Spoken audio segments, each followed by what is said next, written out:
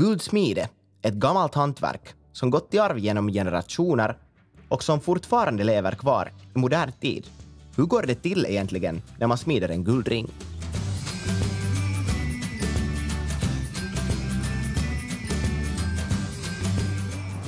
Hej alla! Jag är Olli Hietanen och idag ska vi se hur det går till när man smider en guldring. Följ med mig!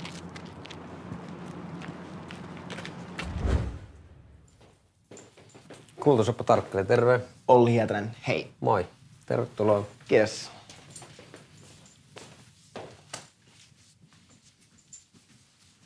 No, sormus lähtee oikeastaan siitä, että fiilistellään vähän, että mitä sä oot niinku etsimässä sormukselta.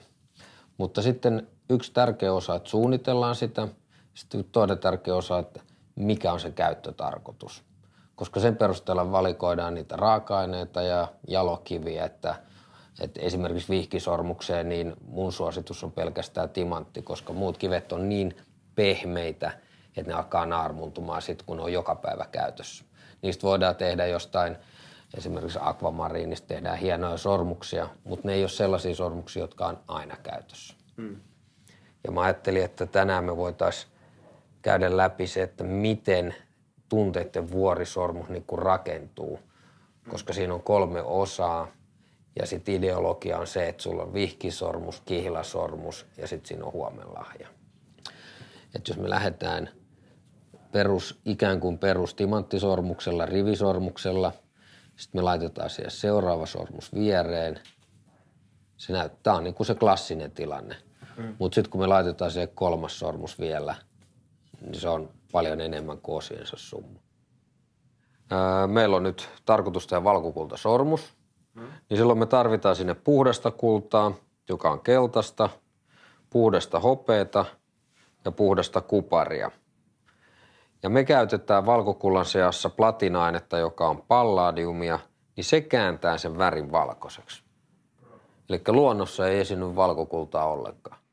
Kaikki menee tähän kuppiin ja tästä sitten Meneekö ne kerralla vai? Joo, ne laitetaan kerralla sinne ja sitten sitten sen jälkeen täytyy vähän sekoittaa, että kaikki ainesosat menee sekaisin.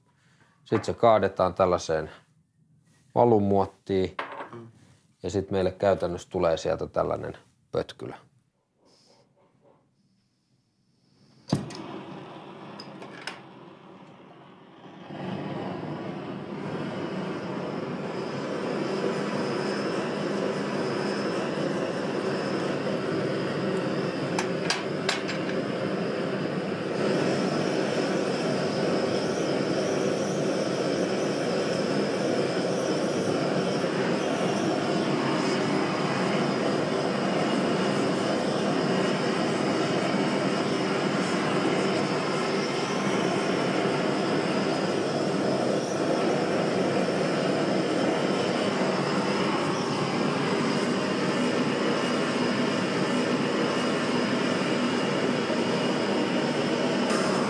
Eli mehän saatiin aikaiseksi tällainen kultapötkylä. Tää on nyt valkokultaa. Ja nyt me lähdetään ohentamaan sitä sitten, että me saadaan oikea sormuksen paksuus. Sitten ne juotetaan yhteen. Ja sen jälkeen pyöristetään tuossa koivupöllin päällä.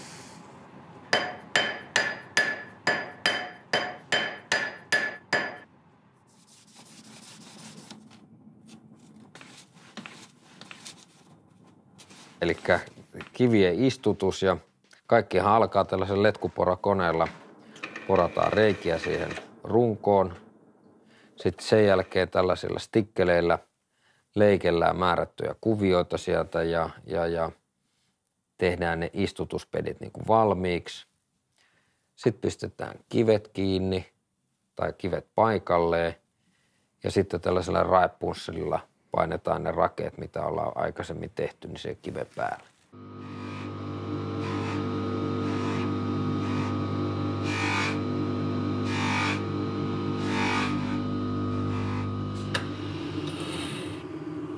No, se on siinä.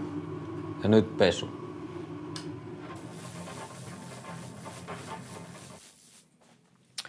No niin, nyt tää kaunokaine on valmis. Tunteiden vuori 1 osa. Aika tyylikäs. Siinä on nyt sitten 0,30 karattia 15 timanttia. Att smida guld verkar vara lika mycket en passion som det är ett yrke och det kräver en hel del fantasi.